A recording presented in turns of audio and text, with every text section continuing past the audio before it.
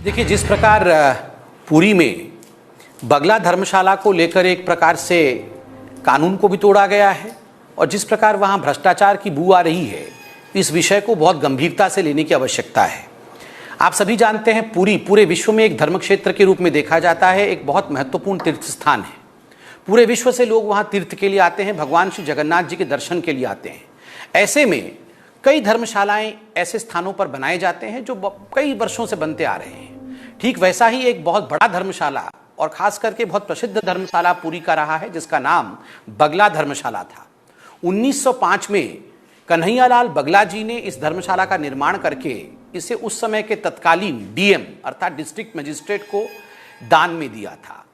और ये lodging house fund committee, जिसके चेयरपर्सन डीएम अर्थात डिस्ट्रिक्ट कलेक्टर या डिस्ट्रिक्ट मजिस्ट्रेट होते थे, उनके हाथ में आया था। और डीएम उसके केयरटेकर थे, उसके मालिक नहीं थे, उसके ट्रस्टी थे। बहुत वर्षों तक ये प्लेसेस ऑफ पिलग्रिमेज एक्ट के अंतर्गत चलता रहा। अंत में उड़ीसा और Bihar places of pilgrimage act abolish हुआ और 2018 के आसपास ये जो बगला धर्मशाला था, बगला धर्मशाला शिफ्ट हुआ पुरी के म्युनिसिपैलिटी को। पुरी के म्युनिसिपैलिटी के पास बगला धर्मशाला गया। इसकी एक खासियत रही है, ये एक ऐतिहासिक धर्मशाला रहा है जहां विगत 115 वर्षों से जो गरीब लोग होते थे वो पहले 10 रुपए 5 रुपए में और बाद में अभी के काल में 50 रुपए 100 रुपए और 200 रुपए में बहुत अच्छे कमरों में रह सकते थे। वहाँ पुरी के भी लोग, शादी हो, ब्याह हो या किसी प्रकार का सामूहिक कार्यक्रम हो, वो भी 500 से 1000 रुपए के अंदर किराए पे लेकर कार्यक्रम अपना करते थे। तो पुरी के लिए बगला धर्मशाला न केवल एक ऐतिहासिक स्थान था, अपितु गरीबों के लिए वो एक रक्षक के रूप में भी काम करता था। इसको म्युनिसिपैलिटी में 2018 में, जैसे मैंने बताया, ट्रांसफर किया गया, किंतु दुख का विषय है 2019 में इसे लेकर कुछ विवाद खड़े हुए। इस बीच में केंद्र सरकार ने प्रसाद योजना के अंतर्गत 20 करोड़ रुपए आवंटित किए और बगला धर्मशाला भी प्रसाद स्कीम के अंतर्गत कैसे उसका उत्थान हो, कैसे उसका जीर्णोद्धार हो, इसको लेकर काम आरंभ हुआ। आईटीडीसी को यह टेंडर मिला कि वो जीर्णोद्धार का काम बगला धर्मशाला का उसके हाथ में आया। नो ऑब्जेक्शन सर्टिफिकेट मंदिर के प्रशासन से लिया गया, नो ऑब्जेक्शन का सर्टिफिकेट फायर विभाग से लिया गया और नो ऑब्जेक्शन का सर्टिफिकेट पीकेडीए अर्थात पुरी कोणार्क डेवलपमेंट अथॉरिटी से भी लिया गया और उसके बाद इस पूरे जीर्णोद्धार के काम को जोर शोर से शुरू किया गया। आपको जान के आश्चर्य होगा कि आईटीडीसी ने लगभग 3 करोड़ रुपए इस जीर्णोद्धार में खर्च भी कर दिया था कि अचानक विगत वर्ष से जो कंट्रोवर्सी की मैं बात कर रहा था, म्युनिसिपैलिटी से रातों रात, म्युनिसिपैलिटी अभी खंडित है, वहां काउंसिल बैठती नहीं है, म्युनिसिपैलिटी से लैंड यूज चेंज करके इस जमीन को रेवेन्यू डिपार्टमेंट में लाया गया।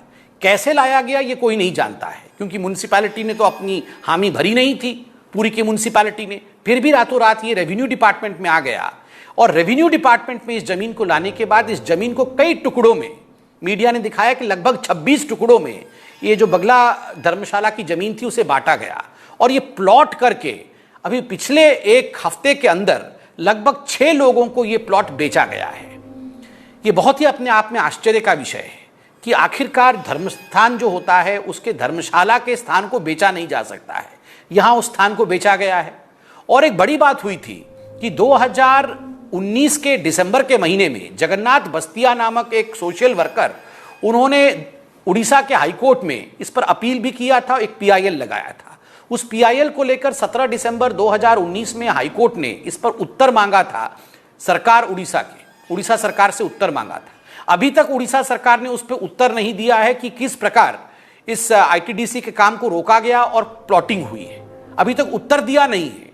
किंतु विगत एक हफ्ते के अंदर 6 लोगों को यह बेच दिया गया है, 6 प्लॉट। यह अपने आप में एक बहुत संशय का विषय है और बहुत सारे प्रश्न इससे उठते हैं। पीआईएल का उत्तर नहीं देना, रातों रात म्युनिसिपैलिटी से रेवेन्यू डिपार्टमेंट में ले आना, धर्मशाला का जो दान का प्रॉपर्टी है, जो दान की संपत्ति है, उसको आप रेवेन्यू डिपार्टमेंट में लाके बेचने का काम करना, ये सब बहुत प्रश्न उठ रहे हैं। लोगों का इसमें स्पष्ट रूप से ये मानना है कि जो आंखों को दिख रहा है उससे अधिक इसमें गड़बड़ी है। ये 6 लोगों को जो बेचा गया है लॉज ओनर्स को, ये तो केवल आंख दिखाने के लिए है, मगर इसके पीछे ये भी सुनने में आ रहा है कि बहुत बड़े बड़े जो मंत्री नेता इत्यादि सरकार के हैं और कुछ ऐसे ब्यूरोक्रेट्स भी हैं जो चाहते हैं कि ये जो प्राइम प्रॉपर्टी है, बड़दांडों में जो प्राइम प्रॉपर्टी है, करोड़ों की प्रॉपर्टी है, इन प्रॉपर्टियों को, इन प्लॉट्स को हथियाया जाए और इस पर अपने रहने के लिए या अपने बिजनेस के लिए वहां पर किसी प्रकार का प्रकरण आरंभ किया जाए। इसके पीछे यही सोच है और यही षड्यंत्र है। दूसरी बात यह है कि सुप्रीम कोर्ट ने भी 2019 में एक हिदायत दी थी राज्य सरकार को कि चूंकि पूरी एक तीर्थ स्थान है तो 60,000 तीर्थ यात्रियों के लिए रहने के लिए यहां पर प्रबंध किया जाए, यहां व्यवस्था की जाए।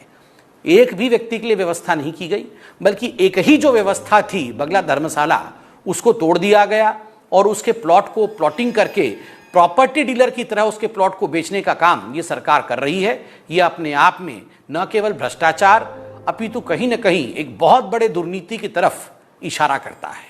सरकार को, न केवल हाईकोर्ट को, न केवल भारतीय जनता पार्टी को, न केवल पुरी के निवासियों को, न केवल भक्तजनों को, मगर मेरा मानना है कि नवीन सरकार को लोकतंत्र को उत्तर देना है, पूरे हिंदुस्तान को उत्तर देना है कि जो कहीं नहीं हुआ, न मथुरा में हुआ, न वृंदावन में हुआ, न वैष्णव देवी में हुआ, न केदारनाथ में हुआ, न किसी और तीर्थ स्थान पे हुआ, वो उड़ीसा के सबसे पावन स्थान श्री क्षेत्र में कैसे हुआ, इसका उत्तर नवीन सरकार है।